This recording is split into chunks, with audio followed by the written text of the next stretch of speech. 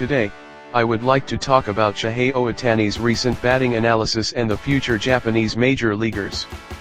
First, let's talk about Shohei Ohtani. Shohei Ohtani this season is definitely different from before. And he has entered a brand new phase. This season, for the first time since transferring to the Dodgers, he has been playing as a two-way player right from opening day. While his performance as a pitcher has been remarkable up until now, his batting, which had been slumping, is gradually recovering. Little by little, we are starting to see the kind of batting that is worthy of a true unicorn. By the time this program is broadcasted, there is a possibility that Shohei Ohtani will have already regained his true form. It is often said that Shohei Ohtani's batted balls this season lack angle, meaning the ball is not getting up in the air. This is unavoidable during a slump. But recently, his batted balls have been rising little by little. However, compared to his previous batted balls, it is still said that the launch angle is not sufficient. Is that a cause for concern? I do not think so. He is currently in the stage of searching for the ultimate form of batting. Instead of swinging hard at every single pitch like he used to, he has increased the moments where he removes excess power against difficult pitches, showing an Ichiro-like approach focused on solid contact. Conversely, he continues to swing hard just as before against sweet, mistake pitches. He is currently trying to create a clear contrast in the batter's box. He is trying to fulfill his original role as a leadoff hitter by getting on base and creating scoring opportunities, while simultaneously showcasing his strengths as a power hitter. Gradually, he is laying off pitches outside the strike zone, and is making sure to swing at pitches he can definitely drive. His discipline and pitch selection are improving. The rest is just a matter of the probability of converting those sweet pitches into home runs. There is still a slight stiffness or tension when he swings at sweet pitches. When this tension is completely gone, the mass production of home runs will surely begin. There are voices expressing anxiety about him, but I have never doubted him.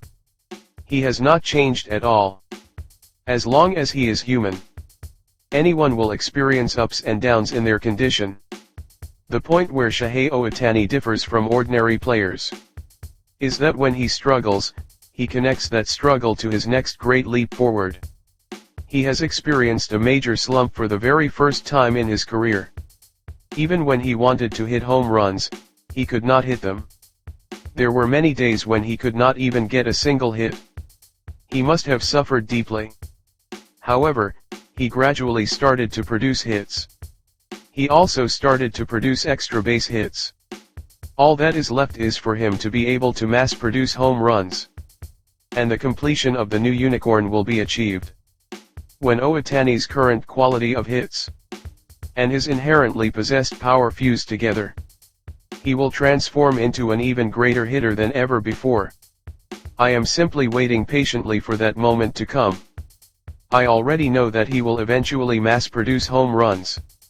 Therefore, I will quietly and slowly wait for his awakening. Next, let's talk about the future Japanese major leaguers. While Murakami's home runs for the White Sox have been making headlines, Japan was buzzing with another piece of news regarding the White Sox. It was the fact that Rikuu Nishida made his appearance as a major leaguer. In his very first MLB game, he delivered a magnificent performance on both offense and defense. He recorded a hit, and on defense, his great throw from right field threw out the second base runner, making us highly look forward to Nishida's future success. Now, regarding this topic, it does not simply end with the fact that Nishida, a player with absolutely no experience in Japanese professional baseball, made his MLB debut and succeeded. The way I see it, Nishida's MLB debut took place on the White Sox, the very team Murakami belongs to, which is why it drew so much attention in Japan. This means that a vast number of Japanese fans watched the game. Furthermore, it means they became highly aware of Nishida as a player. Children who play baseball must have also witnessed Nishida's success with their own eyes. I believe that Nishida's MLB debut this time will trigger a situation where a succession of Japanese children will start their baseball careers at American universities after graduating from high school, in order to be drafted directly by MLB teams. Up until now, the standard path was to accumulate several years of experience in Japanese professional baseball before challenging MLB. However, that path shortens a player's career longevity. Although Japan has a free agency system, if a player starts their professional career right after graduating from high school, they need 8 seasons with 145 days or more of first-team registration. In the case of university graduates, 7 seasons with 145 days or more of first-team registration are required, requiring them to play in Japan for 7 to 8 years.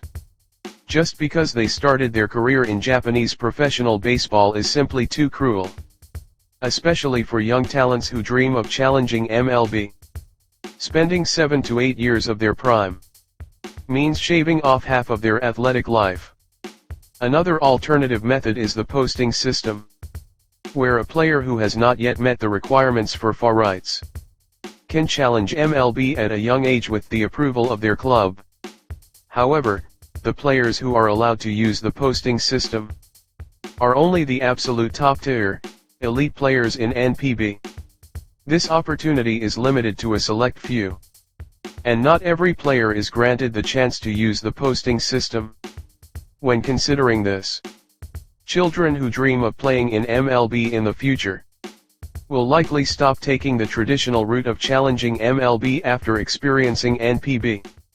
Instead, I feel that bypassing Japanese professional baseball entirely to aim directly for MLB, just like Rikuu Nishida, Rintaro Sasaki, and Shotaro Morii, will become the mainstream approach. Nishida is the 5th major leaguer to be born without any experience in Japanese professional baseball.